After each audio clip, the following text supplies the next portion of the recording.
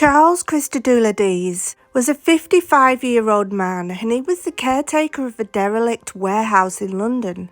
He was a kind and gentle man. Despite being a highly educated man, he did not use his education.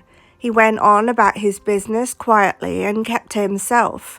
He didn't bother anyone. Charles lived a pretty simple life.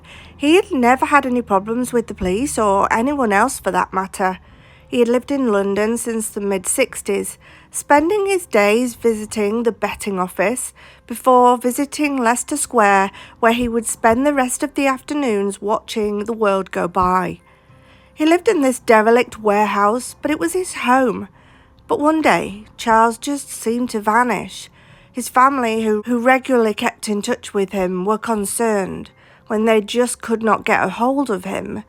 Mr. Christodoulides' family quickly reported him missing to police, but despite searching the warehouse as part of a welfare check, Charles was not found until 2 weeks later in a garage inspection pit in the warehouse complex. Initially during the welfare check, police found Charles's glasses with blood stains on them, but it still took police 2 weeks to find him.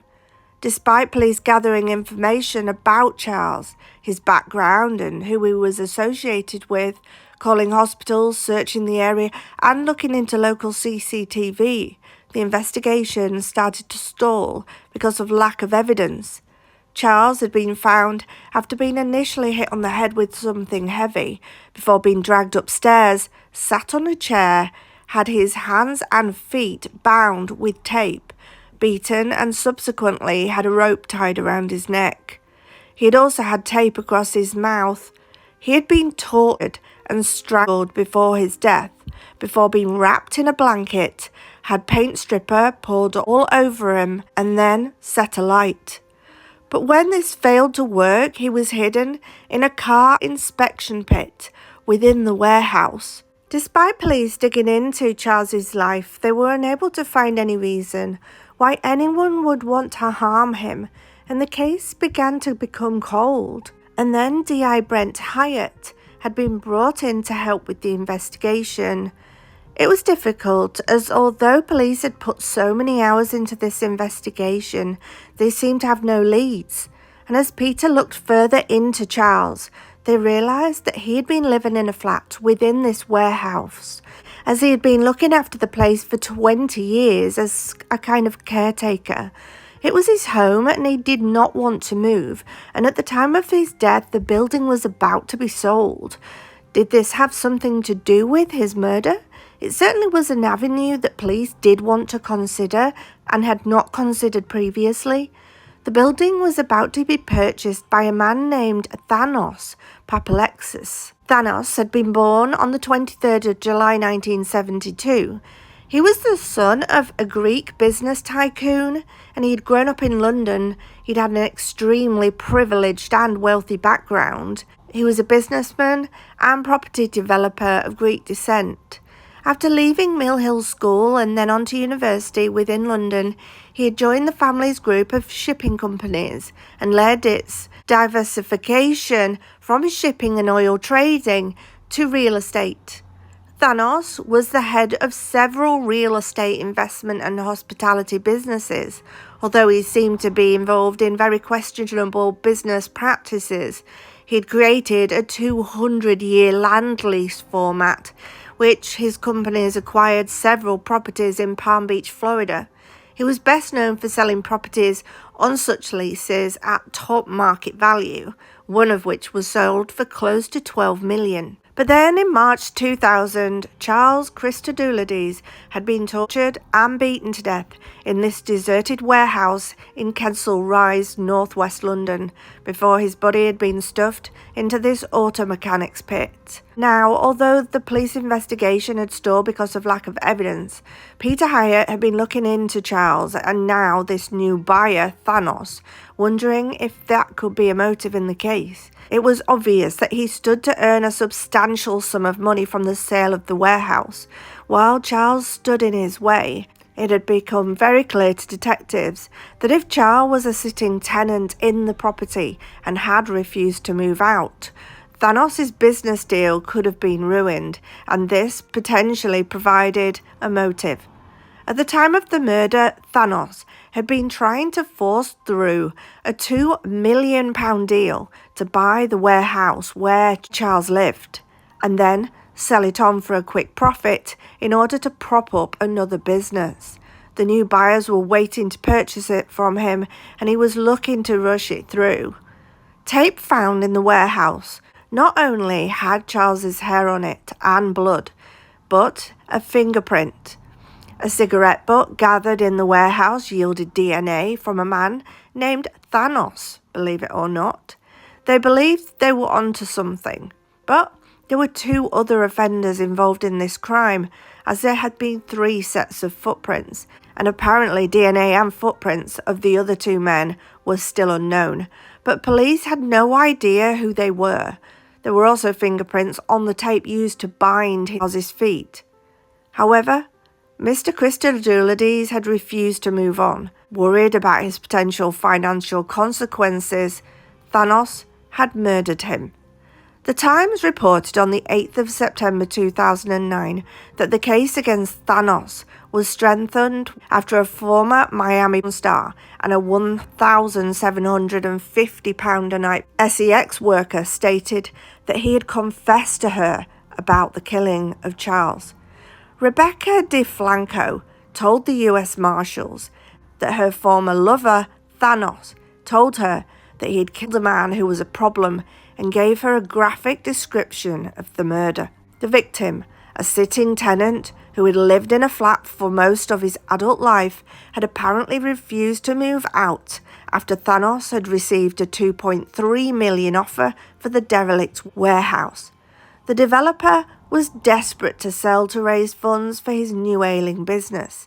It was claimed that he ordered hired hands to beat and kill Mr. Christodoulides in March 2000. He had told his sex worker girlfriend that he was a secret agent working for MI6 and lived the lifestyle of a 007. Police gave some consideration into arresting Thanos, and they felt they had sufficient evidence to do so. While police were searching for Thanos, he was 3,000 to 4,000 miles away in Florida. There had been evidence to show that after Charles's murder, Thanos had fled to Florida, enjoying the life as a playboy in Miami. 3 years into the investigation, they'd had a breakthrough with the DNA database, which showed that DNA at the scene was that of an Albanian builder who was in the UK.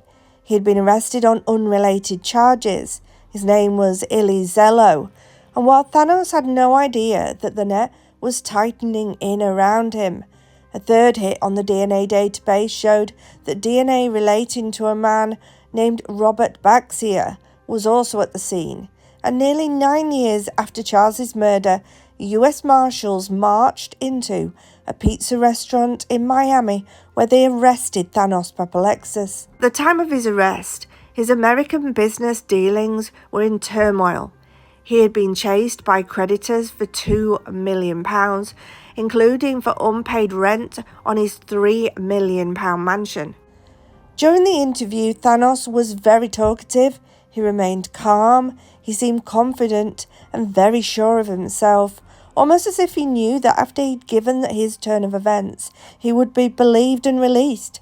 But despite his best efforts, he was charged and could not stop the case going to court. The homicide branch here has charged me with murder on the premise, I believe, that I killed somebody in order to close a deal and therefore gain some money and a financial advancement from it. I would say that that is not only untrue, but that is provably untrue. Where he was subsequently extradited back to the UK. And after a 3 to 4 month trial was heard at the Old Bailey in London, where witnesses were called, such as his sex worker girlfriend, who told of what Thanos had told her about how he had killed a man back in London and the reasons why. Thanos Papalexis was found guilty on the 4th of September 2009 after a 3-month trial at the Old Bailey in London. The jury failed to reach verdicts on murder charges against Robert, who was 29, and Lil, who was 36, is alleged henchmen both of Albanian descent and illegal immigrants. Mr. Christodoulides' family quickly had reported him missing, but although police had found bloodstains on his glasses in the warehouse, it was not until 2 weeks later that his body was found in a garage inspection pit in the warehouse complex. Despite the warehouse sale fell through, and Thanos, Papalexis, was saddled with debts of £8 million. As the receivers moved in, he fled to the US and reinvented himself as a debonair playboy, dressing in Savile Row suits, driving a Bentley and kitting out his office with thrones. He attended parties with America's social elite, including Paris Hilton and designer Valentino. He invited friends to his beachfront mansion in Florida and to join Bill Clinton at a fundraising gala with his wife Hillary. After Mr. Christodoulides' body was found, the investigation had stalled due to lack of evidence. However, a cigarette butt gathered in the warehouse yielded Thanos Papalexis' DNA and, allegedly, his henchman's DNA. There were also fingerprints on tape used to bind Charles's feet. When the Albanians were arrested, they said that Thanos had asked them to go to the warehouse and forced them at gunpoint to wrap the body. The jury initially failed to reach verdicts on the two Albanians, who were both charged with murder. In subsequent retrial, both were found guilty, and on the 15th of February 2010, were both sentenced to life imprisonment. Thanos, who denied murder and believed he was innocent, was jailed for life with a minimum term of 20 years on the 30th of September 2009.